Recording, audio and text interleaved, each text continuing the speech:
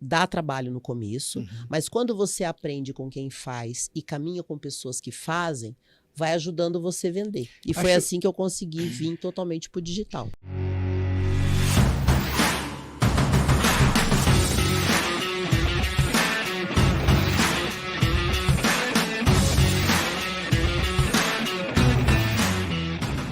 Olá, tudo bem? Aqui é o Cido Rodrigues e você está no NEcast. O NEcast, você já sabe, é o podcast para você que empreende, você que luta, você que faz acontecer, você que gera o próprio dinheiro.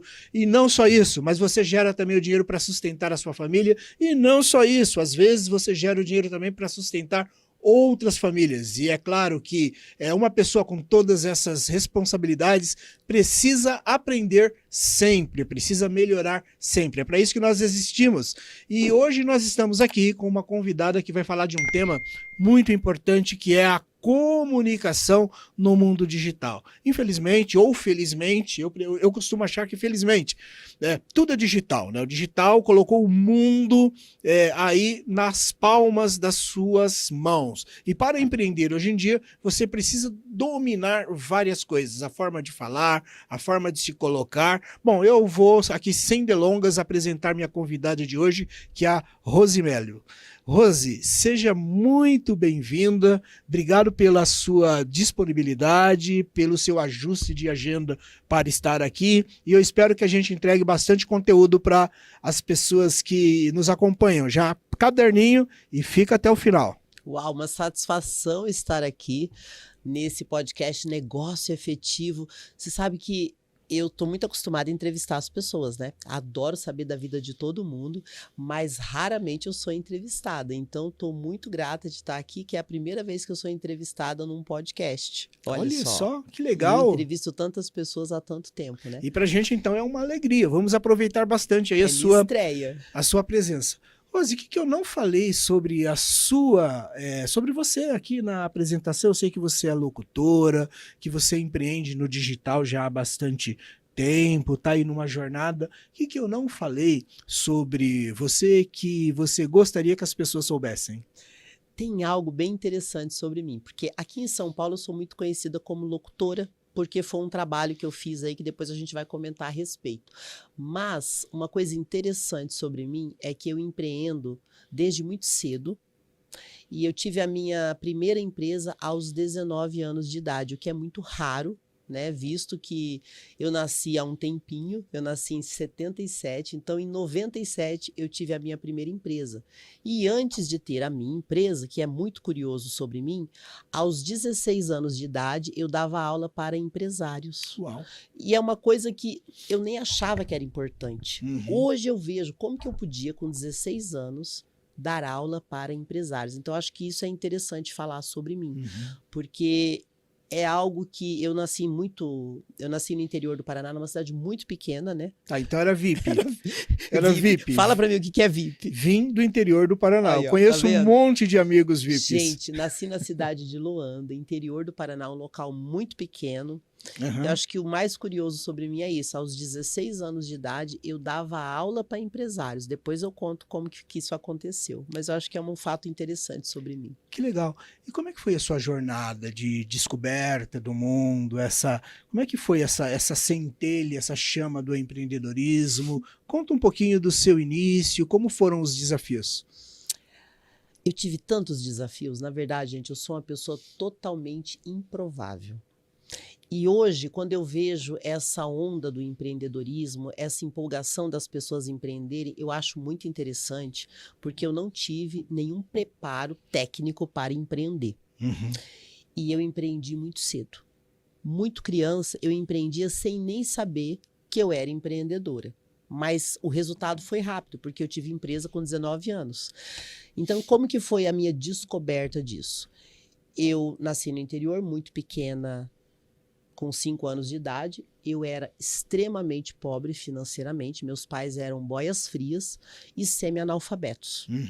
Então, eu olhava para a minha vida e eu pensava, o que eu posso fazer para sair dessa extrema pobreza? Então, eu me perguntava isso todos os dias. E o único acesso que eu tinha à comunicação na época era a televisão, que era inclusive preta e branca. Então, eu olhava para a televisão, eu via aquele monte de gente na cidade grande, e eu pensava, como é que eu faço para chegar lá? Então, foi meu primeiro despertar, foi aí.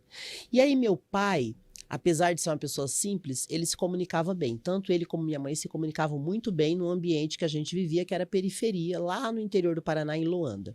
Meu pai disse assim, filha, você vai para a escola. É a única coisa que o papai pode fazer por você é te colocar na escola. Só que se você não der certo na escola, você vai trabalhar igual a gente de boia fria. Na verdade, eu nem sabia se trabalhar de boia fria era bom ou ruim. Mas eu sabia que meu pai estava me dando um comando. Vá e dê certo na escola. Então aquilo para mim foi muito sério. Então na escola eu empreendia sem perceber. Eu era a melhor aluna da sala em todos os anos que eu estudei. Eu acabava ajudando meus amigos a passar de ano. E isso me fez ganhar as coisas. Então eu ganhava presentes, eu era agradada. Não é porque as crianças gostavam de mim, não é porque elas precisavam de mim.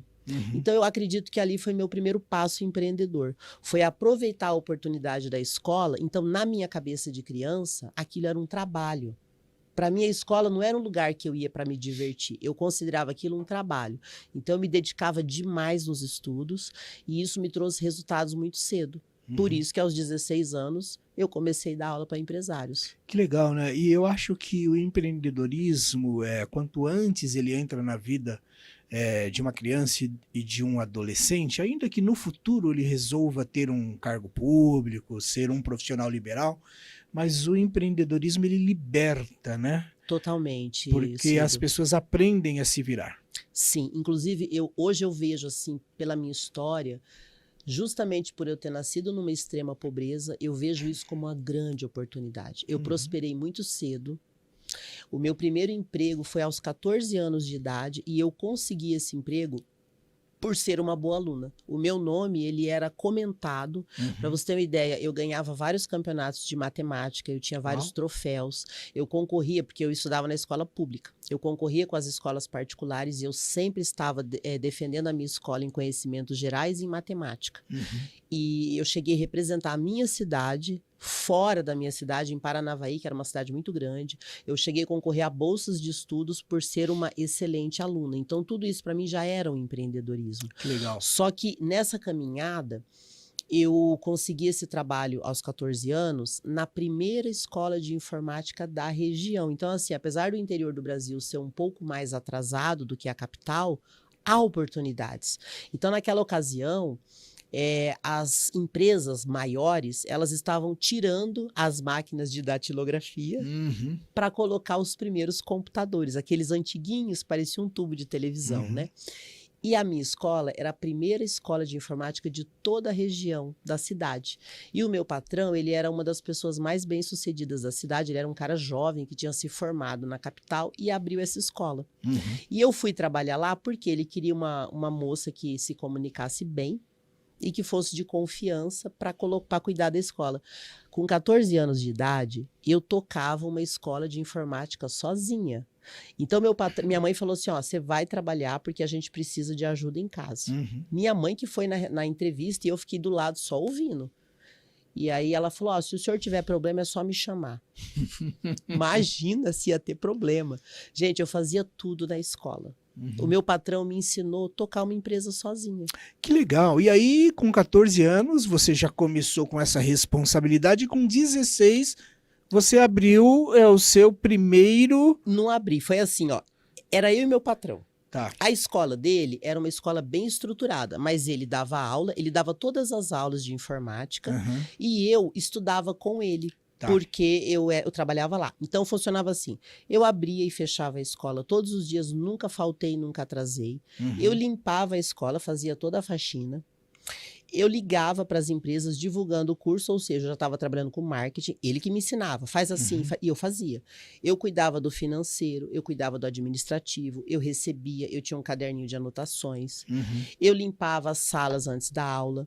E aí, o que aconteceu? Eu estudei, e fiz todo o curso, que era 1 ano e meio. Quando eu terminei o curso, eu comecei desde da teoria da informática até programação. Eu fiz programação com o meu patrão. Que legal. Quando eu acabei, 1 ano e meio, eu estava formada em informática. Aí meu patrão chegou para mim e falou assim, na próxima turma você vai dar aula. Eu falei, eu? Não vou? Por quê? Ele falou, porque você foi a minha melhor aluna. Uau. Então, com 14 anos, com 15, eu estava ali já com 16. Então, só tinham empresários na escola. Uhum. Os empresários da região toda vinham estudar na minha escola. Então, não existia ninguém da minha idade. Só eu. Eu tinha 14, depois 15.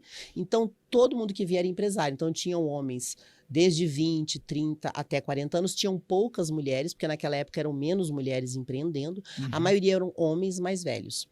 E o meu patrão, ele era até jovem. Ele tinha 26, 27 anos. Ele era jovem. Inclusive, ele dava aula para pessoas mais velhas. Quando ele falou que eu tinha que dar aula, para mim aquilo foi um choque. Eu falei, não, eu não vou. Ele falou, vai. Eu falei, mas por que você quer que eu dê aula? Para mim aquilo foi um desespero para mim, Cido, porque eu falava bem, mas eu não me sentia capaz de dar aula para adultos. E aí ele falou assim, você vai dar aula porque eu preciso de ajuda e eu tenho certeza que você vai dar conta. Eu falei, por que você acredita nisso? Ele falou, porque você foi a minha melhor aluna. Eu falei, não é possível? Ele falou, sim, porque fazia prova escrita, né? E aí eu fiquei um módulo inteiro, eu dei aula por 6 meses, não houve nenhuma reclamação. Os caras gostavam da minha aula. E assim, para mim, foi o período mais desconfortável da minha vida, porque eu não me sentia segura em dar aula para adultos. Só que ali também me destravou. Que legal. Então foi um momento assim muito importante. E quando eu terminei a turma, eu me mudei para Curitiba aos 16 anos. Por isso que eu saí, senão eu teria continuado com isso. E foi aí que nasceu o seu primeiro negócio? Ou você já empreendeu ali na cidade? O meu primeiro negócio foi um pouquinho antes disso. Tá. É meio louco o que eu vou falar aqui, mas funciona assim, ó. Você vê o que é a cabeça do empreendedor. Eu acredito que algumas pessoas, elas nascem com mais disposição do fazer. Outras podem aprender, porque empreender você pode desenvolver. E eu tenho até uma frase que eu uso muito, que eu falo assim, atrás de um problema existe um negócio. A primeira vez na minha vida que eu fiz dinheiro foi antes dos 16 anos. Sabe na escola, quando tem aquelas apresentações, que você tem que comprar roupa, vender ingresso, essas coisas assim? Para mim, era sempre uma época terrível da escola, porque eu não tinha dinheiro para participar das apresentações, porque tinha que comprar um monte de coisa. E meus pais não podiam comprar as rifas, então eu tinha que vender sozinha. Então eu pegava as rifas e eu andava na rua da cidade, eu ia em todos os comércios e oferecia as rifas. Aí quando eu já estava ali com os 14 anos, ia acontecer uma dança na escola. E como eu era muito comunicativa, eu já fazia teatro desde os 9 anos, com 12 anos eu já me apresentava nos palcos sozinha. Eu falava, gente, vou fazer uma peça. Lotava o auditório da escola e eu apresentava. Aí eu fui chamada para dançar. Eu dançava muito bem. Só que eu não tinha dinheiro para comprar as tais das roupas.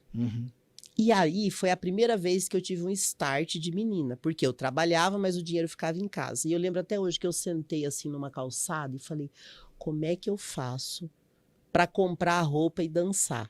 Porque minha coreografia tá bonita, a professora pediu para eu ensaiar as outras colegas, mas eu não tenho tal do dinheiro. Aí eu olhei assim para uma loja, nunca vou esquecer, uma concessionária. Eu só não me lembro se era Chevrolet, Ford ou Volkswagen. E aí eu ouvi assim, vai lá e pede um patrocínio. E eu fui. Eu era assim, cara de pau mesmo, né? Não mudou muito até hoje. Entrei e falei assim, eu posso falar com o gerente?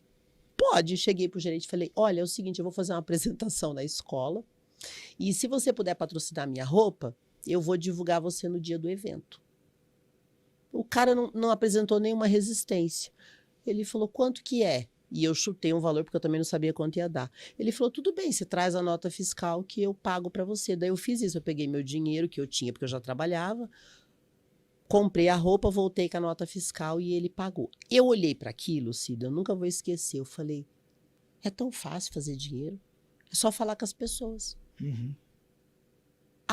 Dali para frente, eu só tive resultados financeiros. Aqui, ó.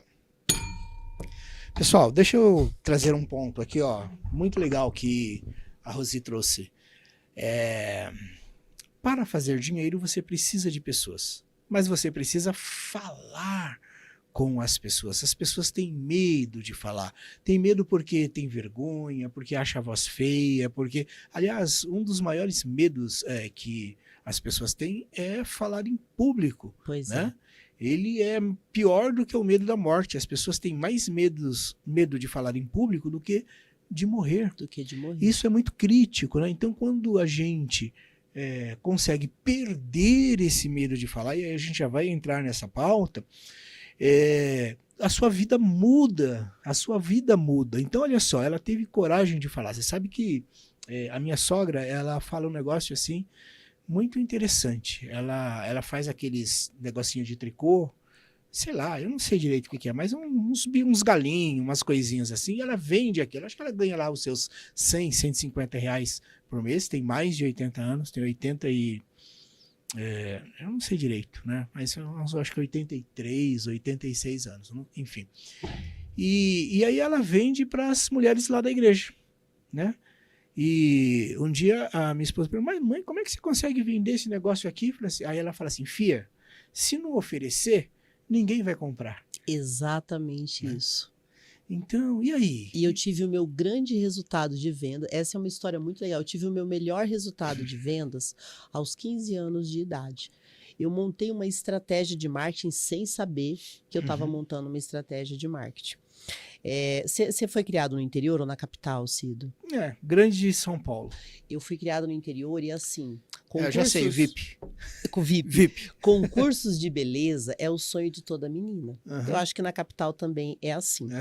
E eu me lembro que quando eu era criança, eu assistia aqueles desfiles de Miss, desfile de beleza, rainha de rodeio. Eu achava tudo aquilo tão lindo, mas aquilo tudo era muito distante da minha realidade. Resultado, por ser muito comunicativa, eu comecei a desfilar com 12 anos. Eu era muito magra, então eu desfilava de modelo e ganhava umas roupinhas ali. Já era uma alegria. Quando eu estava com 15 anos, me chamaram para participar do concurso da Rainha de Rodeio. E aí é muito interessante, porque Rainha de Rodeio é um título importante. E normalmente só ganha Rainha de Rodeio filha de rico. Normalmente filha de fazendeiro. Por quê? O próprio pai compra os ingressos e a menina ganha. E eu acho engraçado, porque assim, para você ser Miss, você tem que ser bonita e simpática. Para ser Rainha de Rodeio, você tem que ser bonita, simpática e ter dinheiro. Por quê? Porque os votos são comprados, né? Eles vendem o voto e isso gera dinheiro para o rodeio. E aí me chamaram. Eu não tinha família rica, né? Já não era mais pobre como eu era antes, mas também não tinha um pai que pudesse me bancar. Meu pai nessa época era mecânico e minha mãe era doméstica. Não tinha pai rico, não tinha roupa bonita para ir no rodeio. Como é que eu ia me virar para ganhar de Rainha de Rodeio? Seria muito difícil, correto? Ainda tinha que vender voto. Aí eu recebi aqueles carnês de voto para vender. Eu falei, o que eu faço? Aí o que eu fiz? Falei com umas amigas ricas, olha a estratégia de marketing. Falei com umas amigas ricas da cidade, elas me emprestaram roupa. Montei tipo um camarim na minha casa. Todo dia o rodeio abria 6 da tarde e até 10 da noite. Mais ou menos umas 2 semanas de rodeio. Eu pegava os carnês, me arrumava toda bonita e maquiada e fazia meu pai me levar no rodeio todos os dias. Chegava às 6 horas da tarde, eu era a primeira a chegar no rodeio e daí as pessoas iam subindo naquelas arquibancadas e eu subia em todas as arquibancadas, toda bonita e maquiada, e falava, olha, eu sou candidata de Rainha de Rodeio, você pode comprar um voto meu? E as pessoas compravam. E eu rodava a arquibancada inteira. Eu fiz isso todos os dias, e à tarde eu fazia isso também na cidade. Andava com o carnê o dia inteiro toda arrumada, e quando era final de semana eu ia na praça pública, e meu pai ia comigo, com medo de acontecer alguma coisa, né, porque eu tinha 15 anos, e eu chegava naquela roda de rapazes, eu sou candidata de Rainha de Rodeio, vocês podem comprar um voto meu? Eles compravam. Eu chegava num bar, numa lanchonete, e eu fiz isso por 15 dias. Resultado, no dia que abriu os votos, tinham 100 carnês e 5 candidatas. Eu sozinha vendi 55 carnês. Uau! E todas as outras candidatas, que eram as 4 juntas, venderam 35. Ali eu fiquei chocada, porque eu não tinha certeza se eu ia ganhar. E uma das moças falou assim que era certeza que ela ia ganhar, que a mãe dela ia fazer de tudo para ela ganhar. Então, todo mundo vendeu muito. Só que eu tive uma explosão de vendas que foi muito chocante. Resultado, eu fui Rainha de Rodeio, fui aplaudida em pé. As pessoas da cidade acharam o máximo, porque foi a primeira vez que uma Que é uma moça pessoa pobre do círculo, que não era do círculo social ali da cidade, né? Exato, não era do Rotary, não era do clube da cidade, e eu consegui ganhar. Então, assim, para mim, a conquista mais legal que eu tive foi essa. Porque eu fui rainha de rodeio por mérito próprio, e hoje eu vejo que eu criei uma estratégia de vendas. E ninguém me ensinou a fazer isso. Que legal. Vamos falar um pouquinho de vendas, né? Uau, sou apaixonada. Porque o que acontece? Todo empresário, ele pode ser o melhor empreendedor do mundo, o melhor técnico do mundo, até o melhor comunicador do mundo, mas se ele não vender, nada adianta. Sim. Porque vendas é o coração, É o coração, do exatamente. negócio, porque ele é que pulsa, ele que irriga todas as áreas do negócio, né? Exato. Então, se tá difícil, tem que vender. Se está complicado, tem que vender. É muito comum, infelizmente, no Brasil, as pessoas precisarem de dinheiro e irem para a instituição financeira. Mas o melhor dinheiro para você crescer o seu negócio está na mão do seu cliente, do cliente que você não vendeu, do cliente que você não trouxe. Então, eu achei muito interessante essa história que você descobriu por desafios pessoais que vendas é o melhor caminho, né, para Sim. fazer dinheiro, né? E eu gosto muito quando você fala fazer dinheiro e não ganhar dinheiro, Exato. que é completamente diferente. Mas eu queria que você contasse um pouquinho aí, e depois, aí como é que você se apaixonou por vendas, como você vê hoje a importância do empresário aprender a vender e se vender. Perfeito. Para mim, eu me apaixonei por vendas nessa experiência que eu vendi uma cota de patrocínio nessa loja de carros. Porque ali eu destravei um problema da minha infância. Nunca poder participar das coisas por falta de dinheiro. Ou ter que ficar dependendo da bondade das pessoas. Isso, para mim, era muito humilhante. Então, eu não gostava de pedir. Eu não acho que era uma arrogância, era um posicionamento. Eu não queria ter que ser uma pessoa carente, eu queria ser capaz de prover. E isso eu comecei a fazer muito cedo. Então, assim, tudo que eu fui conquistando foi dessa forma, fazendo. Eu nunca peguei um dinheiro para investir em algo. Eu fazia o dinheiro antes do algo existir. Então, por exemplo, eu te contei como eu fui rainha de rodeio. Quando eu tive a minha primeira empresa, foi a mesma coisa. Eu fui chamada para vender mídia. Eu não sabia o que era mídia. E eu comecei... A gente tinha uma ideia de fazer um programa de TV, o programa não existia. Eu marquei uma reunião numa empresa, fui lá com uma pessoa e a gente explicou como seria o programa sem existir. E aquelas pessoas acreditaram e assinaram um contrato. A gente pegou aquele contrato, levou na TV Bandeirantes de Curitiba e o programa entrou no ar. Ou seja, eu não pus dinheiro, eu vendi a ideia. E toda a minha vida foi assim. Inclusive, quando eu dou aula para empreendedores, a primeira coisa que eu falo, nunca pegue dinheiro para montar nada. Você primeiro monta sem dinheiro nenhum e você sente se você é capaz de fazer o dinheiro. Inclusive, muitos empresários, quando me procuram para mentorias individuais, eles trazem muitos problemas assim. Tô sem caixa, vou despedir um funcionário. Eu falo, não, você vai mudar o seu modelo de negócio. O que acontece no Brasil? Cido, existe... O brasileiro ele não foi treinado para empreender. O marxismo cultural ele ensinou o brasileiro a depender do governo. Por isso que a nossa geração foi treinada para ser funcionário público. Só que o mundo mudou. Você pega um americano, ele é ensinado a empreender desde criança. No Brasil isso não acontece. Então o empresário brasileiro cresce e não aprende a fazer dinheiro. Então é muito comum você encontrar pessoas que só têm empresa porque herdou da família ou porque acha que tem que ir lá no banco pedir dinheiro emprestado e eles não sabem gerir o seu próprio negócio. Isso é um grande problema no Brasil. Então, assim, a comunicação e a venda, elas precisam andar lado a lado. Essa coisa de eu vou abrir uma empresa e ver no que é que dá, isso é um grande erro. Você primeiro tem que sentir se você tem energia para vender as suas ideias, seus produtos e seus serviços. Depois você pensa em montar uma empresa com estrutura física. E o empresário brasileiro, muitas vezes, ele acha assim, eu vou montar uma empresa, eu vou colocar lá 3 pessoas e elas vão trabalhar por mim e eu vou ficar em casa sem fazer nada. Isso é um modelo ruim. Então, eu não sei se eu respondi a tua pergunta, Sim, porque totalmente. eu acabei falando várias coisas juntas, né? Mas o que eu vejo? A venda é o que você falou, é o coração. E toda vez que um empresário tem problema na empresa, ele precisa resolver a venda. Uhum. E uma coisa que acontece nas empresas é que eles não dão muita atenção para vendas. Eles dão atenção para todos os setores. Corta aqui, vai para o financeiro, só que chega na venda, parece que eles deixam mais ou menos. Não desenvolve uma cultura de vendas, né? Deixa eu pontuar isso, que é muito importante, né? A pessoa dá atenção para tudo, como a Rosi falou, e não dá atenção para venda. Então, se você é empresário e você não tem uma cultura de vendas, você está fadado a ou falir ou não crescer, né? A ficar o que eu chamo de emprego por conta própria. Isso é muito complicado, ter um emprego por conta própria, porque você corre o risco, você investe seu tempo, seu dinheiro, para, se tudo der certo, tirar algum dinheiro do negócio. Tá? Então não dá, a gente precisamos evoluir e passar essa barreira. Não é simples, não é fácil, mas é possível se você desenvolver uma cultura de vendas. Exato. Né? A maioria das empresas, o grande problema é que assim, tem gente que acha que sabe vender. Uhum. E isso é uma coisa que é bem forte. Por exemplo, quem foi vendedor na década de 80 estava acostumado a ser exclusivo. Ah, só tem essa loja que vende isso. Então, era muito fácil vender. Hoje não é assim, todo mundo faz quase as mesmas coisas. E muitas empresas ainda trabalham com o sistema de vendas antigo. Eles colocam ali 5, 10 pessoas que falam que são vendedores, mas não sabem se comunicar, não ouvem o cliente e depois querem empurrar produtos e serviços que não têm nenhum sentido.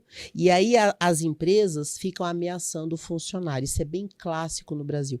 Eu falo isso porque eu tive empresa cedo e eu atendi muitas empresas. E eu trabalhei em muitas empresas diferentes. E esse modelo de ameaçar o vendedor é extremamente desgastante.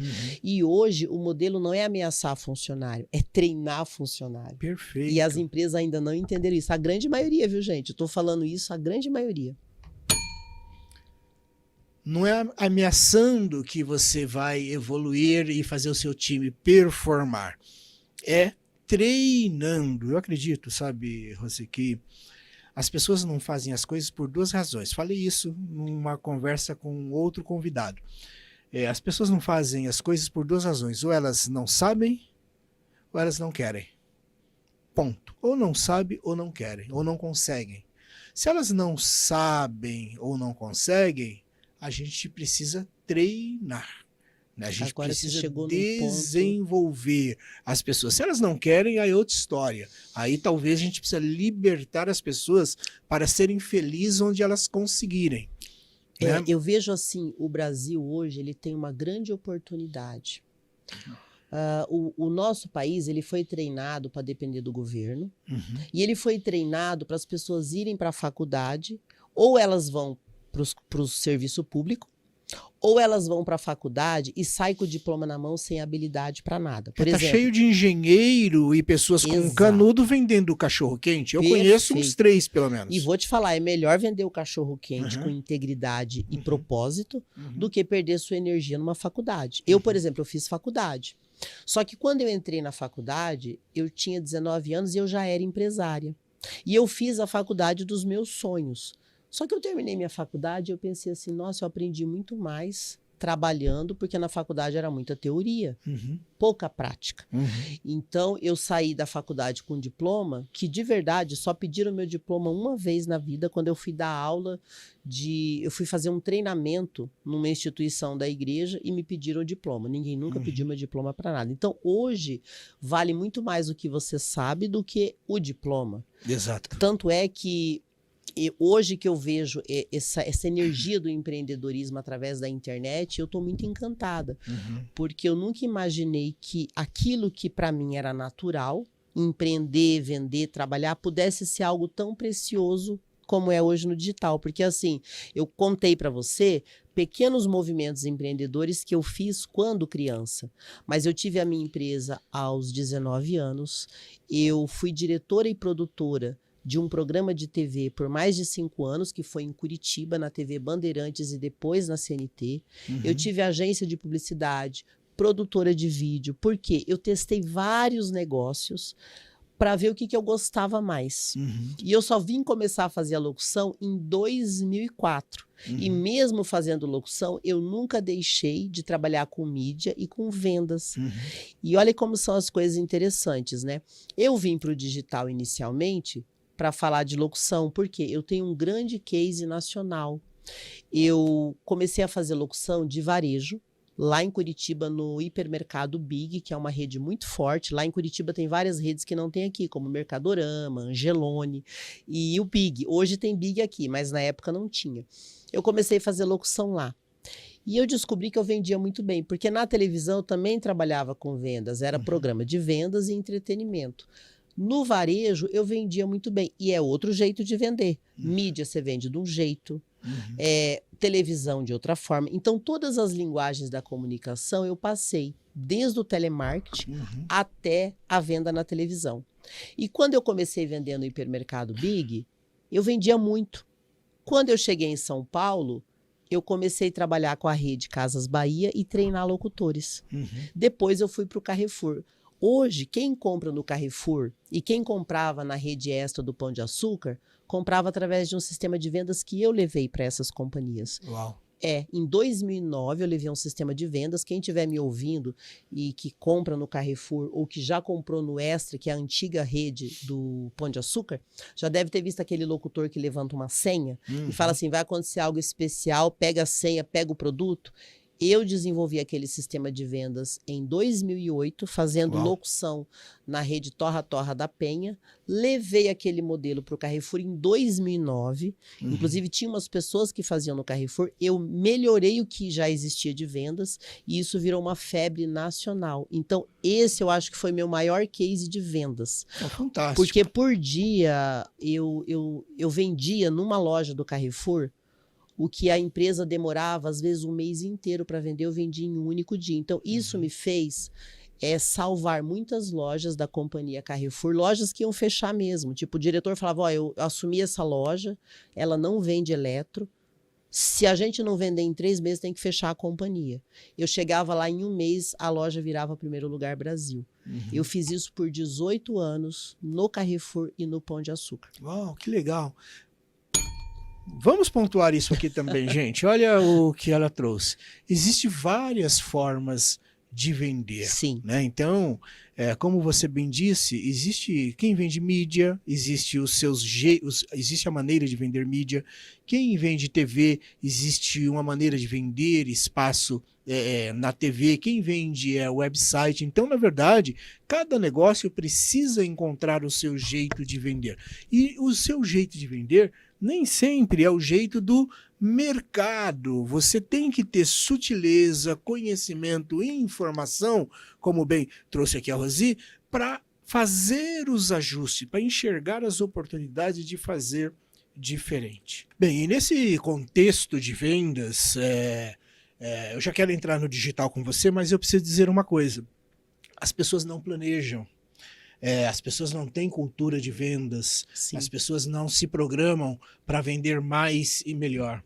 E a vida do empresário, o tempo do empreendedor, ele precisa ser dividido em 60, 30, 10. Porque se ele inverte esse jogo, e 60, 30, 10 é o quê? 60% do tempo vendendo. 30% entregando ou ajudando a equipe a melhorar a entrega. E 10% cuidando da gestão. Porque se a pessoa não fizer desse jeito, fizer ao contrário, 60% do tempo entregando ou na produção ou movimentando as coisas, movimentando a empresa, a gente nunca cresce. E como é que eu sei disso? Né? As feridas estão em mim. Quando eu entendi isso, todas as vezes que eu entendi isso, e eu falei assim, não, o que eu preciso é fazer com que o time performe. E eu preciso cuidar de crescer a empresa. Foram os momentos que eu tive os meus maiores picos de crescimento. Mas a gente, como ser humano, a gente sempre volta para onde a gente gosta, né? Que às vezes é ficar botando a mão, fazendo as coisas, e a gente tem que prestar muita atenção nisso. Eu aprendi com outro mentor que não é o olho do dono que engorda o gado. Aliás, pode ser o olho do dono que engorda o gado, não são os braços e as mãos. Se é o olho. Tá Eu bom? acho que você falou uma coisa legal. A gente precisa atualizar a comunicação. Eu como uma comunicadora profissional, tenho autoridade para falar o que eu vou falar agora. Atualize a sua comunicação. Quer ver um exemplo? A primeira grande ferramenta de comunicação em massa foi a imprensa. Né? Antes da imprensa, as pessoas se comunicavam, mas não tinha essa projeção. Então, a imprensa ela tinha um jeito de se comunicar, que era através da escrita. Quando chegou o rádio, foi colocado a voz. Foi uma revolução. Depois veio a televisão, que colocava a imagem. Também foi uma revolução. E agora a gente tem o digital, que além da imagem, da voz, tem a interação.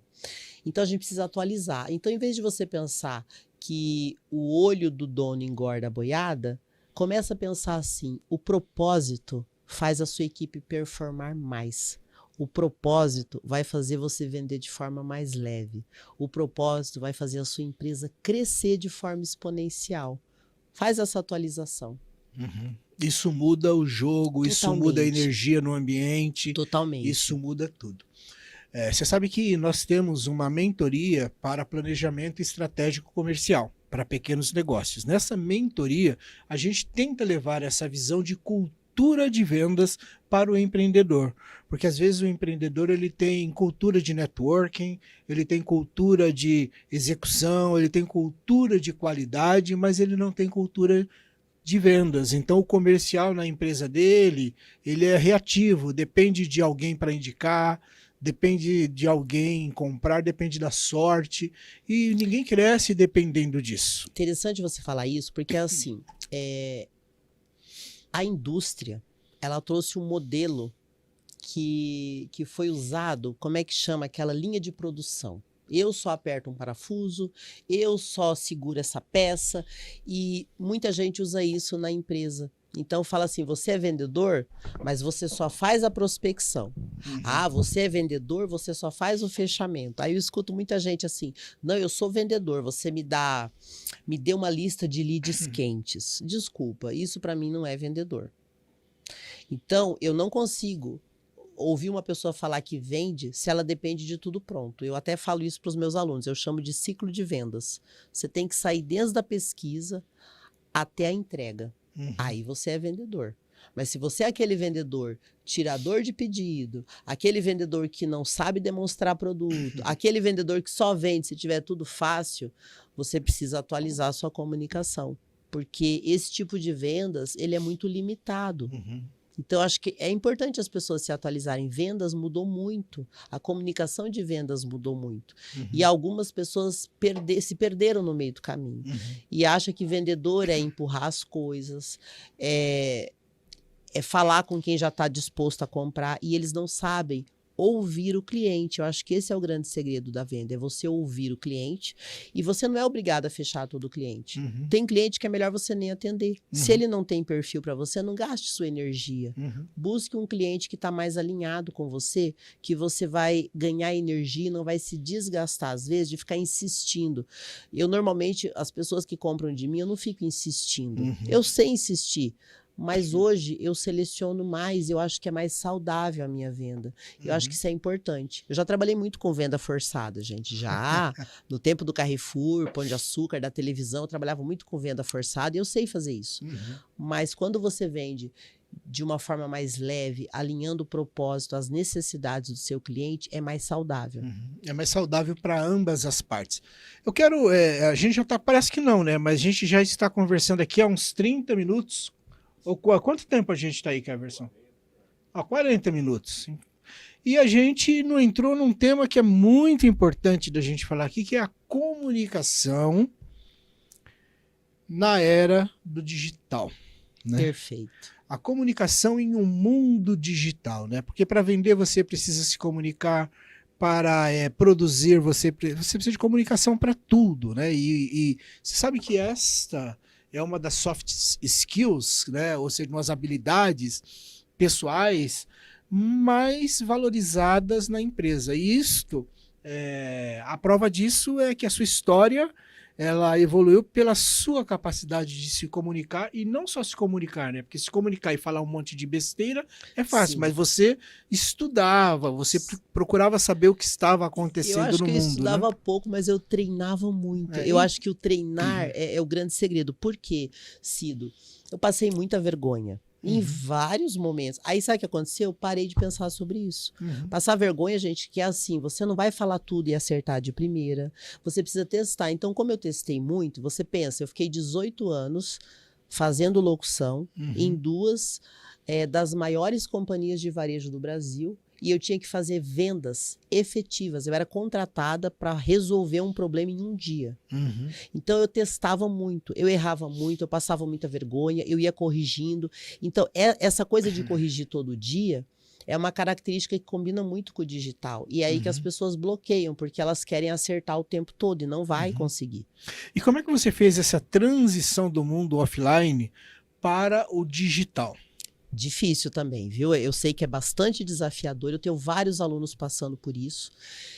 Então foi assim, ó, eu olhei para o digital e eu vi uma oportunidade de sair do Carrefour e do Pão de Açúcar. Eu amava trabalhar para essas companhias, só que acontecia uma situação.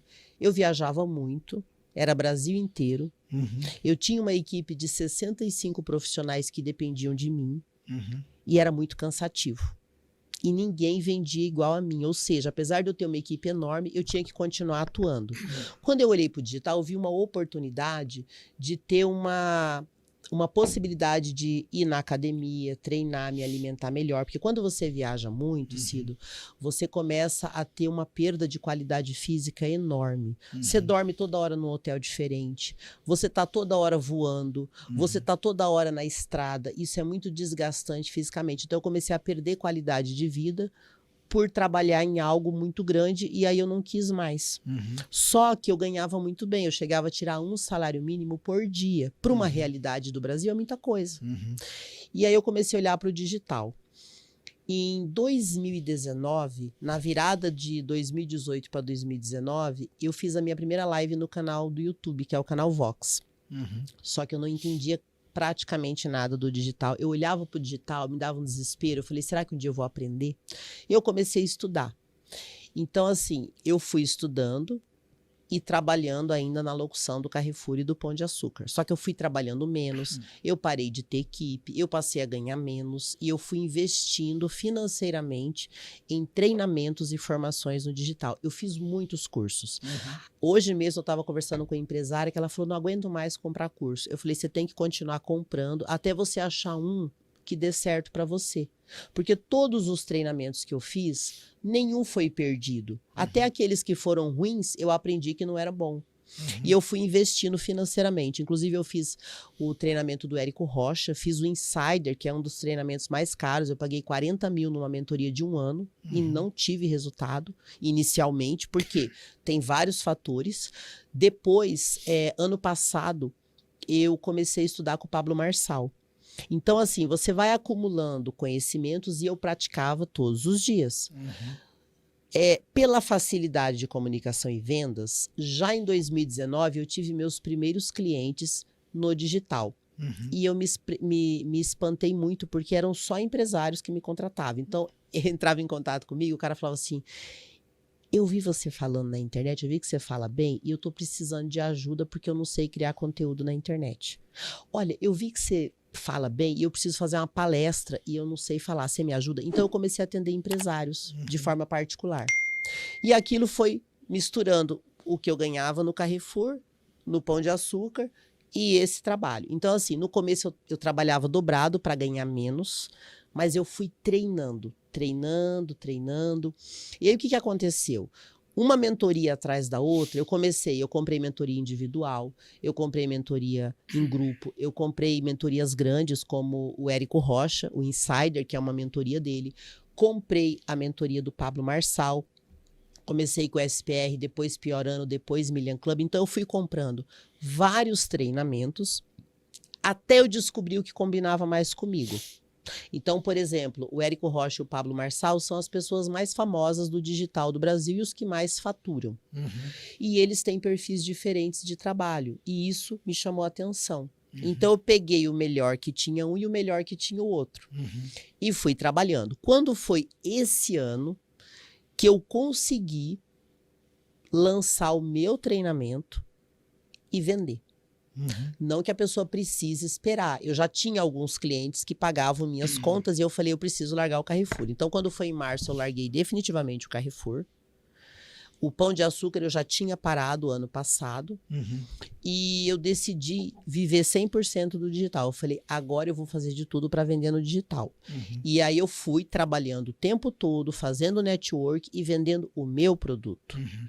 E também trabalhei um tempo dentro da empresa do Pablo Marçal. Eu cheguei a ter contrato com o Pablo Marçal e eu fiquei um período dentro da empresa dele. Hoje eu faço parte do ecossistema dele, mas eu não estou prestando serviço diretamente. Então, até isso eu fiz. Para quê?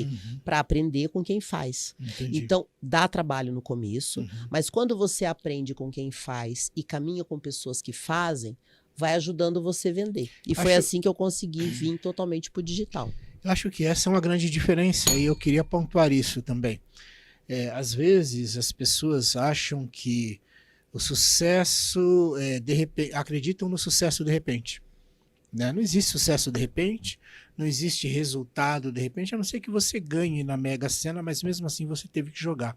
Nós falamos aqui sobre fazer dinheiro, né? O que dá dinheiro nesse mundo? Nada, né? O Cortella tem uma frase que eu gosto muito que diz que nem vaca dá leite. Você tem que levantar cedo, enfiar o pé no barro, lidar lá com o cheiro do cocô da vaca, tirar o leite, trazer com cuidado, tratar para que as pessoas tomem. Então, quando você fala desse processo de buscar conhecimento, buscar mentoria, buscar sabedoria, a gente o tempo todo tem que buscar conhecimento, sabe? Eu me lembro que uma vez eu montei o apartamento que eu queria, do jeito que eu queria, no lugar que eu queria, com a vista que eu queria. E ali eu adorava aquele lugar, aí eu sentei lá e aí nós falamos assim, né? Falei assim, nossa, mas que legal, né? E aí a gente olhava, né, para algumas pessoas que às vezes nos visitavam e sabiam da nossa origem, e as pessoas às vezes se sentiam incomodadas, né? E eu falava assim, peraí, quantos cursos, sabe, essa conquista, vamos dizer assim, é resultado de noites mal dormidas, Sim. de um monte de mais de 300 mil reais investidos em cursos, de criar calo na bunda, de tanto ficar sentado assistindo curso, vídeo na cadeira, de errar, de passar vergonha, né? É o resultado disso, né? Então, às vezes, a gente tem que entender, assim, continue aprendendo, né? Porque eu não sei se é o Paulo Goulart, ele tem uma frase que o conhecimento nunca te deixa na beira do caminho, nunca te deixa sozinho. Sim. Eu acho isso uma frase incrível, porque o que você sabe ninguém tira de você. As pessoas podem tirar os seus bens, a sua casa, o seu carro, mas o que você sabe, se você estiver emocionalmente pronto para reconstruir, você reconstrói tudo. Você faz tudo de novo. Então, isso que você trouxe, essa história que você traz de aprender sempre e de resiliência para saber aonde você quer chegar também, ela é muito importante. Isso faz toda a diferença, né? E as pessoas não conhecem as nossas dores, o que está por debaixo da pele, né? Sim. As cicatrizes que estão... Que a gente carrega, que a né? gente carrega. E que não precisa ser um sofrimento, muito pelo contrário, né? Você precisa usar tudo que você tem a seu favor, inclusive os seus problemas, inclusive os seus fracassos, as suas experiências de vida, elas constroem a sua história. Uhum. E muitas vezes eu vejo assim que o povo brasileiro tem uma coisa interessante, eles têm vontade de mudar. Uhum. Eu já percebi isso, e eles têm vontade de aprender. Só tem um detalhe que atrapalha muito a nossa sociedade, mas eu acredito que isso vai mudar. O brasileiro tem muito esse sonho de que alguém vai fazer por ele. Uhum. E isso acaba limitando, porque a pessoa quer fazer, ela tem vontade, mas ela não quer se arriscar. Ela até sabe fazer, mas não quer se arriscar. Porque isso faz parte de uma comunicação que foi... O Brasil, ele foi doutrinado a ter medo. Uhum. Inclusive, os meios de comunicação são muito responsáveis por isso. Eu falo isso, gente, com a autoridade de quem trabalhou anos com televisão, com a autoridade de quem entende o que está por trás de uma propaganda publicitária, de um programa de televisão. O brasileiro foi treinado para ter medo. Uhum. E isso se instalou na nossa cultura. E as pessoas têm muito medo. E esse medo, ele bloqueia. Então, a gente precisa entender a nossa história, a história do povo brasileiro. A história de antepassados que lutaram para a gente ter o país que a gente tem hoje. E eu me lembro que, quando eu era criança, minha mãe falava uma coisa que me marcou muito na infância. Minha mãe dizia assim, imagina, eu já era muito pobre, com 5 anos, e minha mãe falava assim, a vida é fácil. Quando eu morava no Nordeste, que eu nasci no sul do Brasil, mas a minha mãe vinha de família nordestina. Minha mãe falou assim, no Nordeste, filha, a gente não tem água. A gente precisa andar quilômetros para buscar água e trazer num pote. Então, a vida aqui é muito fácil, porque tem água na torneira. Mesmo trabalhando de boia fria, a vida era fácil. A vida era fácil. Então, minha mãe falava isso para mim e eu, como criança, ouvia os ensinamentos da minha mãe. A vida é fácil. Uhum. Aí minha mãe falava assim, quando eu era criança, eu não tinha um tanque em casa, eu tinha que lavar roupa a quilômetros do lado do rio. Uhum. Aqui eu tenho, então a vida é fácil.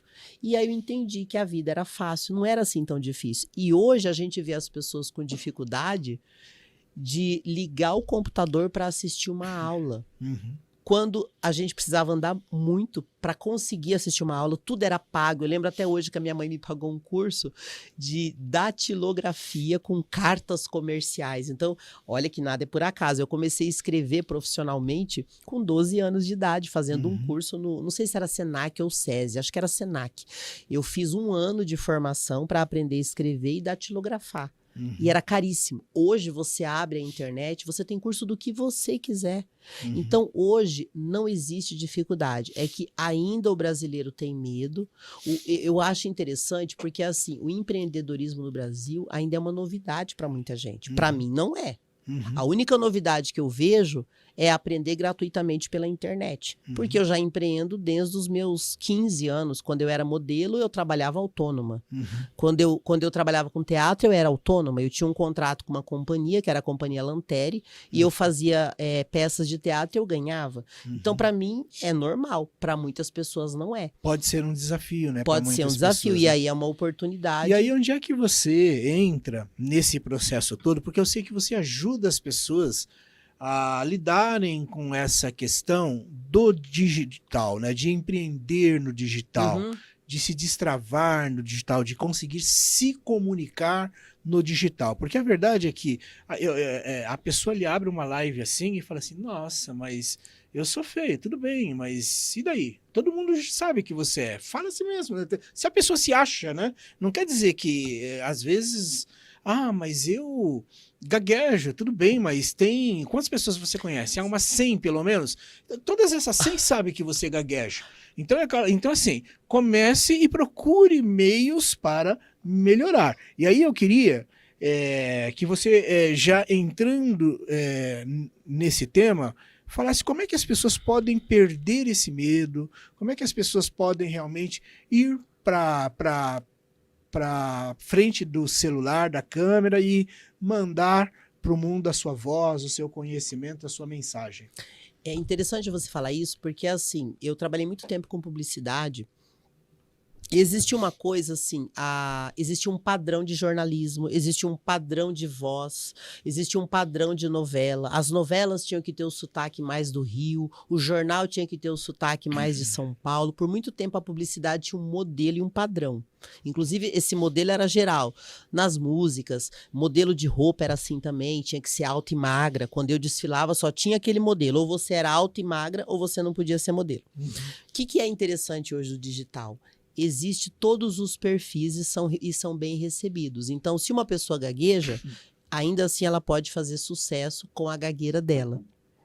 Se uma pessoa não é bonita, não vai fazer diferença, porque hoje não interessa mais se você é bonito ou feio. Isso já não é mais uma obrigatoriedade. Existe espaço para todo mundo. Então, por exemplo, quando eu trabalhava com mídia, ou você anunciava no rádio, ou você anunciava na televisão, ou no jornal. E pagava-se muito caro. Hoje, você não precisa nem de jornal, nem de revista, nem de televisão. Você abre uma live e através daquela live você vai perceber. Isso, inclusive, é um estudo, tá? Porque, assim, quem manda na comunicação do mundo, por incrível que pareça, é a publicidade. É a publicidade que faz as pesquisas para saber como se conectar com pessoas. Então, uma das coisas mais interessantes do digital é que descobriram que, a partir da década de 90, as pessoas passaram a se identificar muito mais com pessoas do que com marca. Por exemplo, na década de 80, você tinha que ter a marca. Adidas, Nike, 775 eram marcas. Hoje não. Hoje são pessoas. Então, as pessoas se conectam com pessoas e não com marcas. Qual é a grande vantagem disso no digital? Eu posso ser gaga, eu posso ser feia, eu posso ser ruim de comunicação.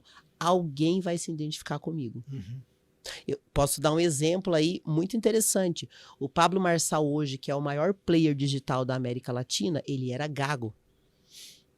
E mesmo sendo gago, ele foi desenvolvendo e hoje ele é um dos maiores comunicadores do digital. Então não precisa ter talento, é treinar. Então, o treino, ele vai aperfeiçoando a sua comunicação. Então, por exemplo, eu não me comunico bem porque eu nasci privilegiada. De forma nenhuma. Eu só me comunico bem porque eu trabalhei muitos anos, há mais de 26 anos, eu faço dinheiro com a minha voz. Seja num evento, numa ação promocional, na televisão, no digital, em feirão de veículos, lá no Carrefour. Imagina, no Carrefour, eu trabalhava 12 horas por dia, quase todos os dias.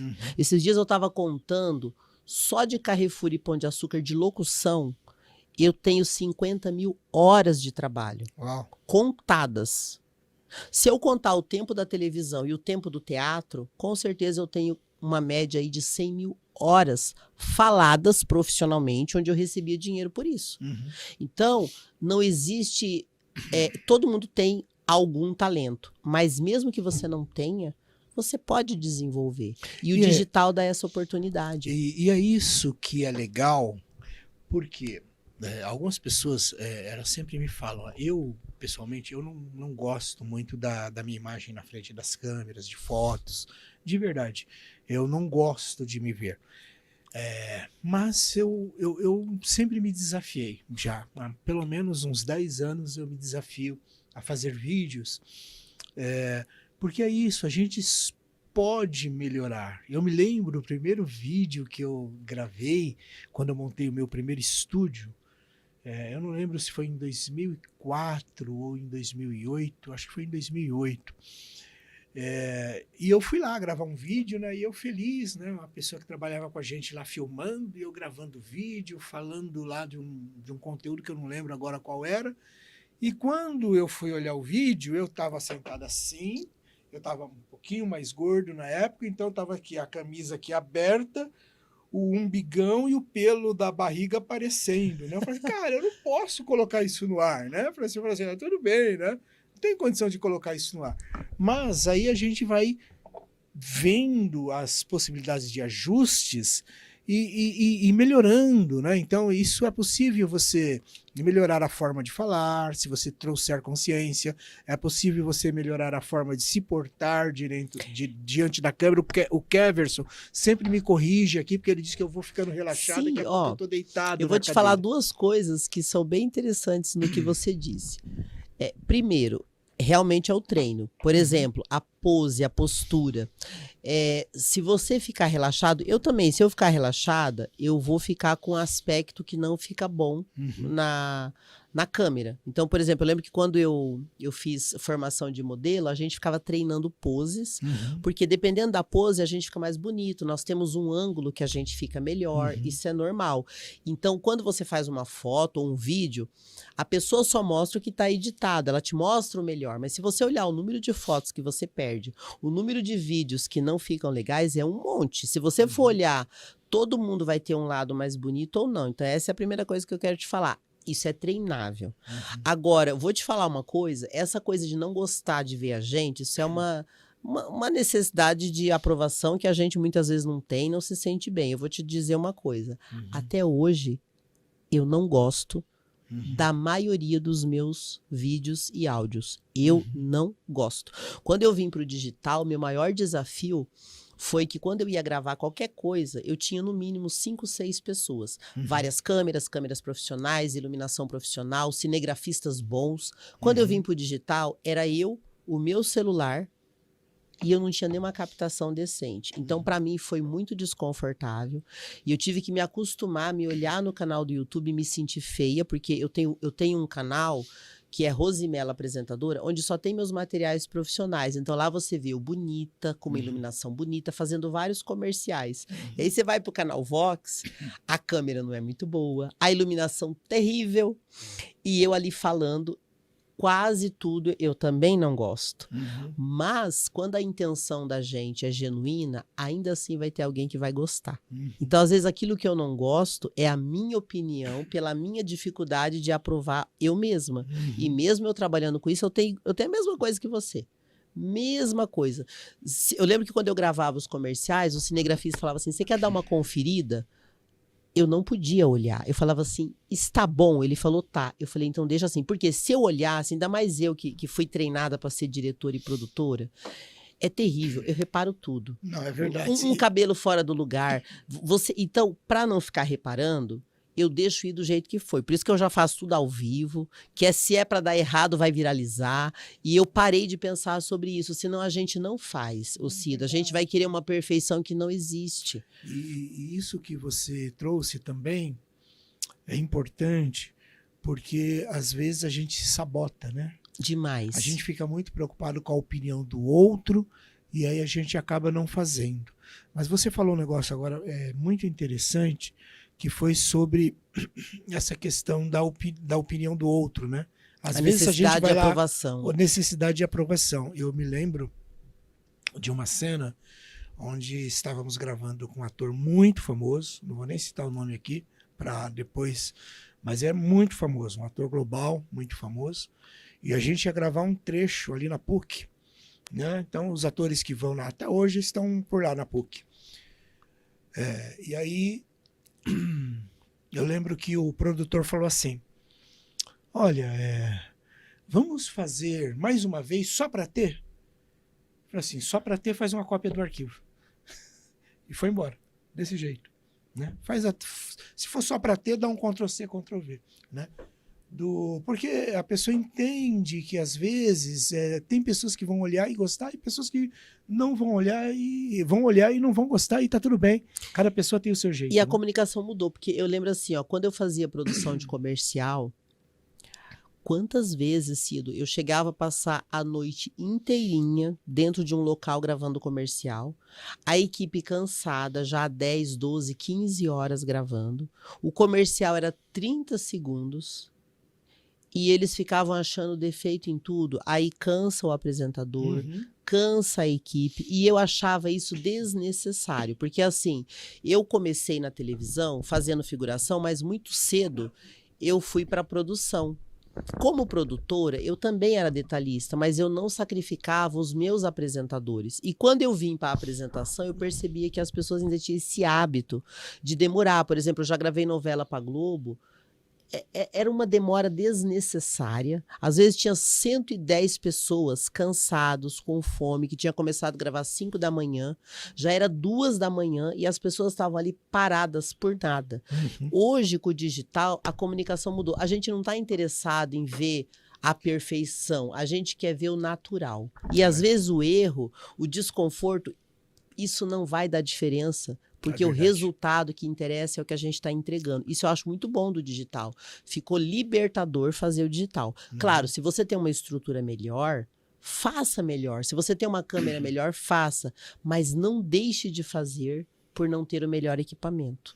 Isso é o que eu percebi e eu comecei a aplicar na minha vida. Legal. Keverson, deixa eu te falar uma coisa, meu irmão. O Keverson, pessoal, para quem não sabe, o MC Kevinho é a nossa voz da consciência. Vem cá para o pessoal te conhecer, meu amigo. Vem aqui, ó, dá um tchau ali para a turma. A gente já passou de 1 hora aí? Porque a gente tem ainda um tema aqui para falar. 1 hora? tranquilo. Olha aqui, ó. Vamos Se lá. deixar, você sabe que eu abaixa sou... aqui, ó. Acho que ele tá filmando só. Aí, ó. É isso aí, aqui, ó. Podcast Negócio Efetivo. Gente, esse Você que guri... ainda não deixou o seu like, deixa o like, se inscreva, porque aqui tem conteúdos riquíssimos, hein? Ele vai Vamos sentar lá, aqui, ele vai vamos lá. sentar Esse aqui. guri, ele tem uma... Vocês já te falaram que você tem uma boa voz ou ainda não? Já te falaram, não já? Já, Ele, obrigado. é porque, como eu trabalho com isso, é inevitável você não prestar atenção, que ele Deixa eu tem abrir um aqui. timbre de voz muito bom, ele tem uma firmeza no falar e ele tem uma comunicação agradável. Isso é muito bom. Ó, mais um talento despertando aqui no podcast. Obrigado. Esse cara aqui é o cara que me aguenta aqui, ó, ficar montando esses podcasts aqui em horários malucos, né? É isso aí. E fazendo acontecer. Mas vamos lá. Queria apresentar ele para vocês, porque a partir do próximo aí ele vai colocar um microfone lá e vai participar. Ele sempre traz boas ideias. O Keverson sempre me corrige, né? A gente tá falando de postura diante das câmeras. É muito legal que ele faz alguns É o coaches, diretor, assim. né? O Ele diretor. já tem esse perfil, porque ele fala assim, ó, e se você falasse desse jeito? Então, Ó, isso é bom. sempre a oportunidade de fazer ajustes, né? Eu queria reconhecer isso, que às vezes a gente vai gravar alguns conteúdos aqui, ele sempre traz sugestões. Agora, Rosi, como é que você ajuda as pessoas? Fala um pouquinho agora do seu trabalho, né? Porque até então a gente falou de tanta coisa, falamos de um monte... Acho que tem muito valor tudo isso que nós conversamos aqui em termos de a gente entender que é uma jornada, né? Mas na prática, quem precisa de ajuda, como é que pode conseguir essa ajuda? Que coisas que você tem feito nesta área? Conta um pouco pra gente. Tá. Bom, o meu Instagram é @RosiMeloLocutora. É Rosi com Y e Melo com 2 L's. Ali você pode acompanhar um pouco das lives que eu faço. Então, como que eu tenho conseguido contribuir com o digital? A minha experiência empreendedora em levantar empresas é uma grande habilidade que eu estou desenvolvendo no digital por atender muitos empresários e empreendedores. Então, normalmente, para que as pessoas me procuram? Para conseguir falar melhor e criar bons conteúdos no digital, para conseguir ter ideias que vendam, ou no offline ou no online, e também para fazer network, por essa minha habilidade empreendedora. E isso foi algo que eu percebi que começou a marcar muito o meu trabalho no digital. Tanto é que eu sou locutora, me coloquei no Instagram como locutora, porque quando eu vim para o digital, eu acreditei que eu ia falar sobre locução. Até eu perceber que os empresários falavam assim, eu vi você falando numa live, gostei, queria que você me ajudasse. Aí o cara me chamava para ajudar ele a falar. Conforme ele ia conversando comigo, ele falou assim, o que eu posso fazer na minha empresa para melhorar? O que eu posso fazer para criar um conteúdo digital? E eu passei a atender muitas pessoas. Não são todos que gostam que eu comente que eu fiz isso com eles. Eu tenho um outro empresário que dá depoimento, mas eu tenho vários materiais com médico, advogado, empresários, e eu comecei a ajudar eles. Criar conteúdo, fazer entrevista, fazer podcast. E isso eu percebi que foi uma contribuição que hoje tem sido o meu resultado do digital. Então, eu dou treinamentos. Ou eu faço individualmente, ou eu faço em grupos, tudo voltado para o digital. Eu ainda faço eventos presenciais, tanto que você esteve no meu evento. Esse ano eu organizei 10 eventos presenciais, tanto em São Paulo quanto em Alphaville, e eu comecei com 5 pessoas, e o último evento que você foi tinha 100 pessoas, inclusive os meus últimos eventos grandes foram na Avenida Paulista, onde é meu local principal. Dia 23 e 24 de setembro eu fiz uma imersão de 2 dias na Paulista para empreendedores, e agora no dia 26 de outubro eu fiz um evento aqui na plataforma internacional do Pablo Marçal de um dia, que você inclusive esteve presente também, voltado para autodesenvolvimento e empreendedorismo. Então eu percebi que isso é a minha maior contribuição. Eu ainda gravo podcasts, eu ainda faço locução, graças ao digital ainda faço isso. Mas o que eu noto eu percebi a dificuldade que o brasileiro tem ainda de empreender, e é uma habilidade para mim muito natural, e os resultados que eu tive em grandes companhias. Então, eu estou conseguindo, através disso, ajudar o empreendedorismo do Brasil. Espetacular. Então, as pessoas te acham no Instagram. @RosiMeloLocutora. Rosi com Y, Melo com 2 L's. No YouTube, eu estou como Rosi Melo, canal Vox. Inclusive, todos os dias, às 5h55 da manhã, eu faço lives de empreendedorismo com um grupo que eu tenho, que é o grupo Resgate, onde eu ajudo pessoas a descobrirem o seu propósito e monetizarem isso no digital, e está funcionando muito bem, porque muita gente vem de vários lugares e acaba entrando nos meus grupos de WhatsApp. Então, todo dia, 5h55 da manhã, eu faço aulas gratuitas no YouTube. Depois eu faço lives no Instagram e eu tenho meus treinamentos fechados também. Por exemplo, semana passada eu fiz um evento chamado Empreender com Propósito. Então eu faço vários eventos educando as pessoas a transformarem ideias em negócios, a destravarem no digital, a aprenderem a mexer com as principais ferramentas de vendas hoje, que é o WhatsApp, Instagram e YouTube. Quem não sabe usar o digital, em pouco tempo vai fechar as portas da empresa.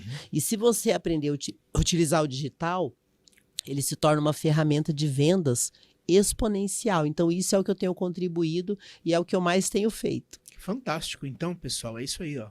Acompanhe a Rosi Melo no Instagram, nos seus canais do YouTube. Siga, porque eu andei olhando ali algumas lives, acompanhando, e realmente acaba trazendo um conteúdo de muito valor, muito útil para você que é empreendedor, para você que gera o seu próprio dinheiro, para você que realmente precisa fazer a sua vida acontecer. Nós estamos chegando ao final do nosso bate-papo e agora você sabe que eu estou copiando um cara que eu sou fã, que é o Vilela. Gente, Rogério Vilela. Rogério Vilela, eu sou super fã. São 2, tá? Porque né? eu também gosto muito dele. Até porque eu acho que como ele veio da televisão e eu também vim, eu olho umas coisas técnicas, que eu acho que só quem trabalhou com TV, a gente é meio maluco com umas coisas técnicas. Né? E ele é muito bom. Ele é muito bom. E ele termina os podcasts dele dizendo o seguinte: você sabe que você vai morrer, né? Eu também. Todos nós. Certeza absoluta. Né? E esse podcast possivelmente vai ficar por aí por uns 100, 200, 300 anos nos canais digitais que a gente está colocando ele. Qual seria uma mensagem que você deixaria para as futuras gerações? Uau! Excelente pergunta. A minha mensagem é a seguinte: a vida terrena é um ensaio para a eternidade. Você não está aqui por acaso. Talvez você tenha aprendido que sim, só que não. Existe um propósito de Deus na sua vida e existe também um propósito seu aqui na Terra. E um dos propósitos é que você seja um canal de comunicação no mundo. Então, desbloqueie sua fala, ative sua identidade, clarifique o seu propósito e aprenda a linguagem espiritual. Porque nós não estamos aqui por acaso. E essa vida é só um ensaio para a eternidade. Nós somos um espírito encarnado em um corpo. Eu sei que para muita gente o que eu estou falando pode parecer estranho. Mas não é não. E essa é a mensagem que eu quero deixar. Aproveite a sua vida aqui, cumpra seu propósito o mais rápido possível para você poder ir para o outro lado. Ok, muito obrigado, bela mensagem. E é isso aí. Deixe o seu like no vídeo aqui do YouTube, deixe o seu comentário, acompanhe a Rosi Melo, os canais digitais dela vão estar aparecendo aí nos GCs para você. E principalmente se você estiver vendo a gente no Spotify, a gente está no esforço de crescer o nosso, de mostrar esse conteúdo para mais gente. Então vai lá, dá 5 estrelas pra gente. Eu amo o Spotify. Deixe um comentário, Spotify é maravilhoso. Excelente, eu tenho 4 podcasts e o Spotify ele faz uma entrega impressionante. Eu estou em 89 países com podcast que eu tenho de oração, que é super simples. Olha que legal. E ele faz uma entrega impressionante. É isso aí. Então, esse foi mais um NEcast e a gente se vê no próximo programa. Tchau!